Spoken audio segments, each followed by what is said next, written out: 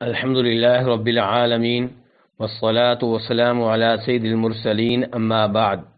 ایک بہن سوال کرتی ہیں کہ کیا شعبان کے مہینے میں لوگوں کے اعمال اللہ کے سامنے پیش کیے جاتے ہیں؟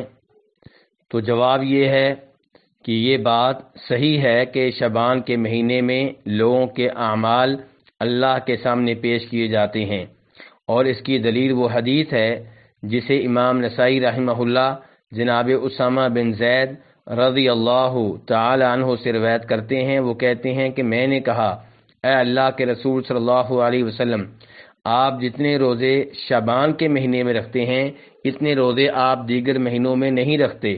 تو آپ نے کہا، یہ ایسا مہینہ ہے جس میں لوگ غافل رہتے ہیں، یہ رجب اور رمضان کے بیچ میں آتا ہے اور لوگ اس میں غفلت کا مظاہرہ کرتے ہیں، اور یہ ایسا مہینہ ہے جس میں لوگوں کے اعمال اللہ کے سامنے پیش کیے جاتے ہیں۔ تو میں چاہتا ہوں کہ جب میرے اعمال اللہ کے سامنے پیش کیے جائیں تو میں روزے کی حالت میں ہوں۔